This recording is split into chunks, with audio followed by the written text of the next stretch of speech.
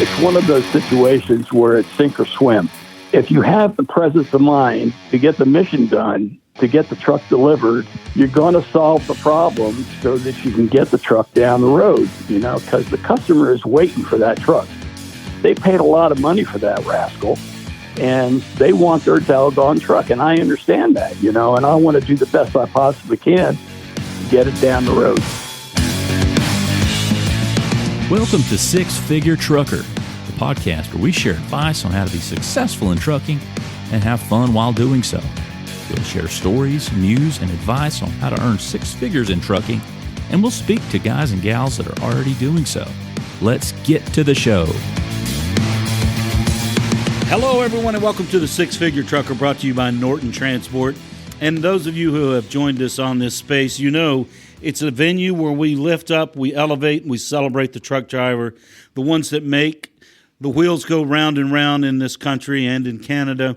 And they mean so much to our lives. Of course, here at Norton Transport, they are the backbone of our company. We wouldn't have it without them, and they mean so much to us. And it's it's a profession, it's a life that sometimes is misunderstood, and people don't really realize what goes on. So we tap into the knowledge of the drivers who do the actual job, and they share their experiences and their time on the road, what it's really like, so that you get a better idea of what Driveaway trucking is like from the driver's perspective. Again, this is the Six Figure Trucker, brought to you by Norton Transport, and we have a very special guest with us this evening, Mr. Robert Nebel. Robert, how are you this evening? I'm fine, sir. Hope you're doing well yourself. I can't complain. So, Robert, what are you doing this evening? He's joining us on a Friday evening from his home, I presume. Are you at home right now, Robert? Yes, I am. I was watching Fox News.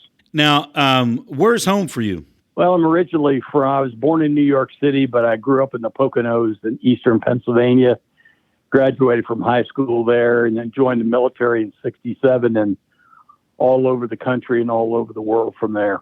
Now, born in New York City, how long did you live in the city? Till I was 6 years old. I remember the day I moved out in 1953. I remember it. What are your impressions or your memories of living in the Big Apple? Well, of course, the stuff that I remember is when I was from about maybe 3, 4, 5, and 6. I remember living in a 2-bedroom, 1-bath apartment. Of course, my mom, dad, and my brother, who's 3 years older than me. And, we lived up on the 11th floor of a tenement building. And I remember, the fun times that we had as a family there. My dad was a butcher, and he would come home and he's covered in animal blood. And, he always looked like he was always tired, which he was. Yeah, that's tough work. Yeah. I don't know what my mother did. I don't know if she worked or not. I think she was just a housewife. But my brother and I, we go across the street, without our parents back in the day, in the early 50s. You can't do that now. And we go and play in the sandbox, in the public playground across the street. I remember that. And I remember the city would have movie night, and they would, show movies on the basketball court wall that was there. It was one color. I remember that. And I remember the day we moved out, June 1st, 1953. It was a beautiful day. I remember standing on the sidewalk and looking up at the sky. I remember that clear as day. And saying, well, we're moving somewhere else. I don't know where, but we're moving. So I'll see you later, New York. And pew, off we went to the Poconos. Well, there you go. Now, at that time, Robert, you were sharing with me before we hit the record button, you're 76 years young, and so it was yes. 53 when you left New York. That was a good time in America, post World War II. What was it like it's kind of hard to, I guess, to put it into words, being a young boy at that time, but it was a good time. Yeah, we moved to the Poconos. We moved to Stroudsburg, Pennsylvania, which was a small town. There's two towns, one right across the creek from each other, East Stroudsburg and Stroudsburg. And I had an idyllic childhood. We had a field right down the street. where we played pickup baseball all day long. And I remember going to my friend's house and knocking on the door. Hey, can Billy come out and play? And we'd get some guys together, and there were a couple of fields that we would use to play baseball. And that's all we would do all day long is play baseball. We play, grounders and flies. You get 6 grounders, you get the bat. If you caught 3 flies, you got the bat. I remember that very, very clearly. And my mom and dad had a mom and pop grocery store. And, my brother and I worked in the store with mom and dad. And, they enforced a saving program where they paid us each $5 a week for helping them in the store. And that's where I saved up enough money to buy me a trip to Europe when I was 16 years old for a vacation study program where I lived with a German family that could not speak English for 2 months. Wow. That was really something. Yeah, traveling abroad, working, learning a lot from saving that money back in the day. Yep. What about that type of experience as far as learning what $1 is worth and the value of $1 and being able to travel abroad at the young age of 16 to go to Germany and take in the experiences there with a family that didn't speak English at all? All those together, how has that helped you now as you're in your career as a Driveaway trucker from the standpoint of, as we both know in Driveaway, every day is something different and there's a lot of unexpected things that happen. How did that prepare you for that? That's a really good question, John. Going to Germany as a 16-year-old who didn't smoke, didn't drink, and all my classmates did. And it helped me become a lot more self-confident about myself and able to think on the fly and be able to adjust to circumstances as they present themselves. And, when I was driving, just here not too long ago, you have, we drive brand new trucks and brand new trucks break. Mm-hmm. And, that's very frustrating when they do. But on the other hand, my experiences I had as a young child and a young man always helped me to be able to think on my feet, and to resolve the situation, keeping in mind, number one is to move the truck and the mission and do what it takes to get it down the road. Talking about that ability, which sadly a lot of people don't have that ability, but do you think the ability to think on the fly, think on your feet, and what you really said there really underscores it, get the truck to safety, get the truck delivered. That's correct. Do you think that's something, the thinking on the fly, thinking on your feet, is that something that's natural, or is it something that's learned through experiences or some combination of those? Well, when you consider my entire, background, I've done a lot of thinking on my feet and been adapting to situations as they arrive. And I think it's partially learned, but I think it's also developed, because it's one of those situations where it's sink or swim. If you have the presence of mind to get the mission done, to get the truck delivered, you're going to solve the problem so that you can get the truck down the road, because that's the most important thing, because the customer is waiting for that truck.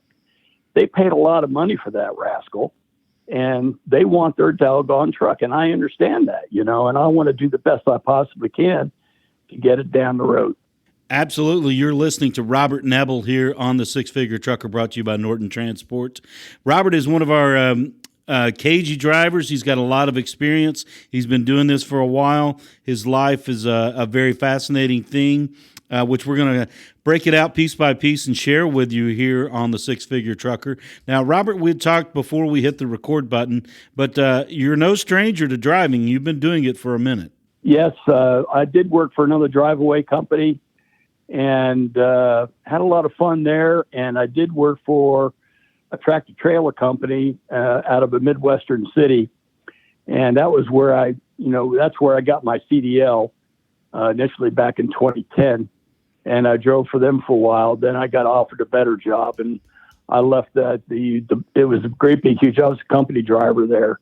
And I left that organization and went with a better job that was not driving, but I got to use my skills and talents that I have to a greater extent.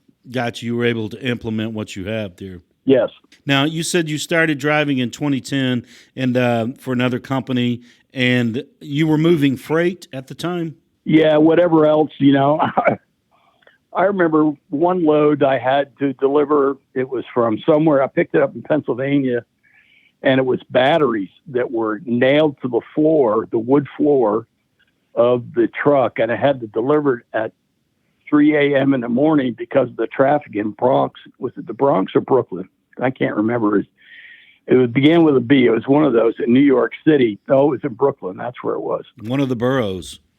Yeah. Oh, my gosh. And driving that huge, rig down those itty-bitty roads was quite nerve-wracking, to say the least, because, you want to do a good job. And driving a big truck and doing blind backing is really tough, and it's exasperating, to say the least. So it was tough, but we move on.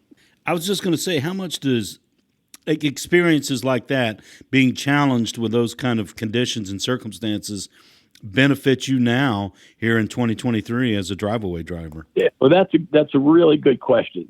And number one, I learned patience, and I always remembered that thing they taught us in CDL training, GOAL, G-A-O-L, get out. No, yes, get out and look, G-O-A-L, goal. And I remember this when I was delivering those batteries. Boy, I spent so much time getting out of the truck and looking because I didn't want to hit anything, And it made me adapt to difficult situations to be able to get the job done correctly the first time. It may take me a little bit more time to do it, but I did it correctly, and I did it to the best of my ability, and I was really proud of what I was able to accomplish. Gotcha. Now, as we'd been talking earlier before we got here on the Six Figure Trucker, you kind of fell into Driveaway, I don't want to say happenstance, but maybe circumstance. Yeah. Timing was right? It was. Yeah, I was driving Uber at the time in Northeast Pennsylvania, and I was doing, long trips to New York City and down to Philadelphia. And as it worked out, I picked up a driver for the other Driveaway company in the bus spot where they dropped off the passengers in Allentown, Pennsylvania. Mm-hmm. And his name was Fred. And so we struck up a conversation, and he said, yeah, I drive for this Driveaway company. I said, wow, how about that? Of course, I had no idea what he's talking about. And our destination was the Mack truck yard in Macungie. Yeah, Macungie, Pennsylvania. And we pulled into there, and he says, I want you to go to that building down the other end of the yard. And I swear to God, there must have been 200 or 300 of these brand new, beautiful Mack trucks. And I'm like, goodness gracious. He says, and I told him, I said, well, I have a CDL. He says, you do? He said, well, here, call this number and they'll hire you on the spot. I guarantee it. And that's exactly what happened. And before he knew it, I was driving for that Driveaway company, driving trucks out of that Macungie yard all over the Northeast U.S., up to Portland, Maine, out to Long Island, out to Kansas City and all over the place. So it was a lot of fun. I really enjoyed it. Haven't looked back since. That's about right. Okay. Well, what stopped me from working there was the COVID. Right. Because a lot of guys that were doing a Driveaway, they had a tow behind car. Mm-hmm. To set up that rig, it's about $2,000 to do that. And I didn't have that kind of money, to be able to do that. So I had to rely on public transportation to get back to where my car was in Allentown, Pennsylvania, or Macungie. And, when COVID hit, the Long Island Railroad shut down on Long Island, and, the buses stopped running. So I was stuck. And so I couldn't drive. And that's why I stopped driving. It was because of the COVID. Right. Boy, that changed a lot of things for a lot of people, yourself included, which kind of leads me to the next question. How did you end up with Norton Transport? Well, let me think back here now. I think I saw an ad on Facebook, if I remember right, and said it's a Driveaway company, and yada, yada, yada. And I called them and I talked to Casey, mm-hmm. and she could be on the phone. And she says, yeah, we'd like to hire you. And I went, holy cow. So, off we go, get my physical current and get my drug test. And, I'm off to the races. And I've been loving it ever since. You're listening to Robert Nebel here on the Six Figure Trucker, brought to you by Norton Transport. Robert is one of our drivers. He's got a lot of experience. He's hauled freight. He's worked for other Driveaway companies. He's 76 years young, still on the road. He's been with us. When did you join us, Robert? I started, I think my first load was April of 22, if I remember correctly. So you've been with us a year and some change there, and we're very lucky to have Robert on board, on staff, on the roster here. Now, Robert, we know that you had to take a little time off due to an injury, and I wrote down here, go out and look. But even to the best of us, sometimes these things happen. Tell us what happened to you on the road, and if I remember correctly, you were moving a truck from one of my accounts. Yes, I was moving a Heil front-end loader garbage truck, delivering it from Alabama up to the north side of Seattle, Washington. And I pulled over to a rest stop in Oregon, and I had to adjust the right rear view mirror because I opened up the door or something, and the mirrors were out of adjustment. So I was on the right side of the truck, and I completely forgot when I walked in front of the truck that those arms that they used to lift up the garbage cans were down. And I walked full force with my left shin into one of those extended square steel arms. And boy, it hurt. I mean, that had to hurt. It hurt bad. And it sidelined you for a while because it turned out to be, I guess, more severe than you thought initially. That's exactly right. I went to my primary care doctor after I got home, and he goes, this is not good. So I went to the wound care center nearby, and they provided me with expert care and got me back healed. And the wound is completely healed now, and I didn't lose my leg, thank God. So I'm okay. But that was a possibility. I mean, I guess that really, in more ways than one, got your attention. Yes, the gal who was doing the treatment, she said, if you were out in the woods or in desert somewhere and this happened, and if you did not have the proper medical care, it would have killed me. So it was pretty serious stuff. Well, Robert, we're certainly very thankful, grateful, and glad that you came out on the right side of that. And here's a nice little caveat to that story. This happened in Oregon. You're delivering north of Seattle in Washington. Was it Woodinville? Yes, it was for waste management, I think. Is that right? It's a blue truck. I do remember Okay, that. Then it was for Republic. It did. Correct. Republic Waste Services. But the thing that is really speaks to Robert's wherewithal and stamina is you delivered the truck after this injury. How much farther did you have to go? Well, I was about the middle of Oregon when it happened, so it was about another 4 or 5 hours of driving up on the north side of Washington, up the north of Seattle there. And I kind of chastised Mike, my dispatcher, a little bit. I said, the address that you guys had down for delivery for this thing is not correct. And well, you can chastise me on that one. Well, and I'm walking around in this building, and I said, hey, I want to deliver this truck. And the guy looked at me like I had a third eye in the middle of my forehead. And he says, well, what are you delivering? And I told him, I told him what I was delivering. He says, I know where you want to go. So he gave me directions. It was about another 3 or 4 or 5 miles down the road, and I made my way there and delivered it uneventfully from there. So it was all good. How much pain were you in? Well, believe it or not, I really wasn't in much pain at all, but I had a lot of blood, because I cut myself pretty good on that square bar. But I just picked my sock. I was wearing white socks, and I just picked my sock up a little bit and made sure the wound was covered with my sock, and I just pressed on. There you go. So it was just a bandage thing. So, I was okay. Well, that's good to hear. You're listening to Robert Nebel here on the Six Figure Trucker, brought to you by Norton Transport. You mentioned Mike there. Now, I know from talking to Mike, one of our dispatch team leaders here, he's a big fan of Robert Nebel. You guys, I know you've had some great conversations together. What's it like specifically, I mean, to have somebody like Mike on your team, and what's it like to have that sort of relationship with the whole team? Well, it's a blessing to be able to work with Mike hand in glove, because we're not just like an employee and employer type relationship. It's a friendship, and that goes a long, long way. And, I tell Mike the issue about what's going on, and I'm honest and forthright and upfront about what's going on.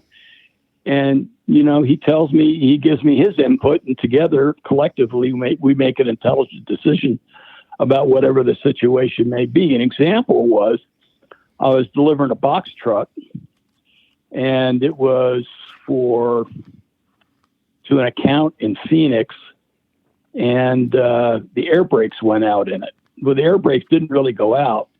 It's just that the air system developed a pretty good leak. Mm-hmm. I could step on the brake, and you could hear the air escaping from the system. The brake still worked, but you didn't have very many applications of the brake. So, talking to Mike about it and all that kind of stuff, we discussed the situation, and, we got pretty technical about it. And we decided that it was okay to just keep going, which is exactly what I did. And I appreciate the input from Mike, to help me get it on down the road.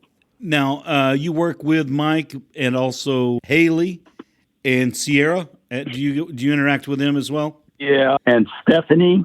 Mm-hmm. Stephanie was on my team when I basically first started there. Yeah, yeah. She was a dispatcher when I got my very first CNG truck, and that was an interesting experience. And I had no idea I was getting a CNG truck. And I go, what do I do with this? And Stephanie helped me out there a great deal. Yeah, Stephanie's wonderful. She's risen up to she's moved up a little bit in the promotions department since which is a testament to her abilities and ability to work with people. You mentioned CNG. Now, I have an account where a lot of the trucks are CNG. Some drivers are apprehensive, but others who, once they get get it under their wing, it's not a bad thing. What's your perspective on CNG trucks? Well, CNG, like any truck, you have to pay attention to the fuel mileage that you're going to get. And when I'm driving, especially a CNG truck, I'm sitting there doing mathematics in my head all the time about, like I said, Stephanie helped me out by giving me the alternate fuel app that allows me to see where a CNG station is, plus the planning that Norton gave me to go to the next fill-up station helps a lot. And, you just got to pay attention with a CNG. And I had a couple of close calls where I nearly ran out of fuel, but because of my skill and cunning, that didn't happen. Well, that's good. We like to hear that because we've talked to a number of drivers who have come back for repeated CNG trucks because outside of the West Coast, CNG typically is cheaper than diesel. Of course, we're talking about a lot of volatility in both fuels, but right.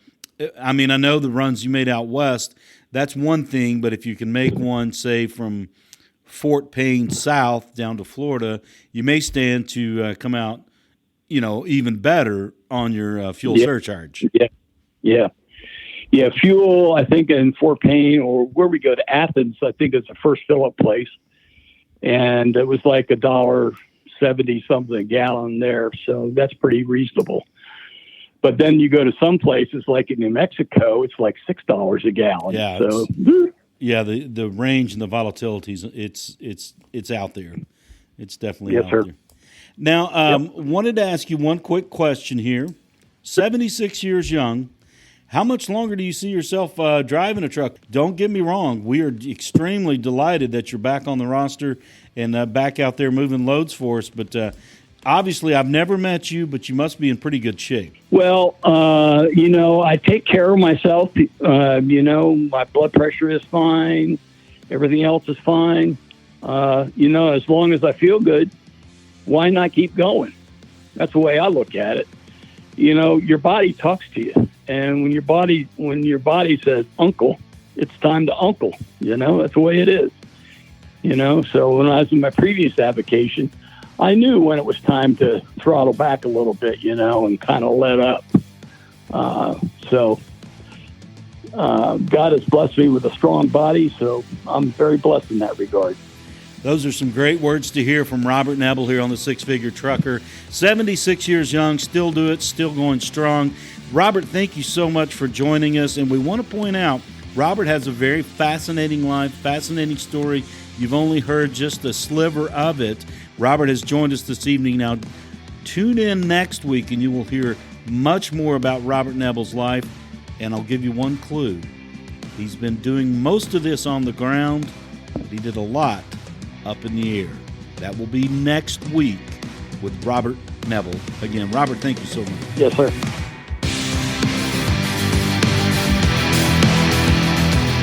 Six Figure Trucker is brought to you by Norton Transport.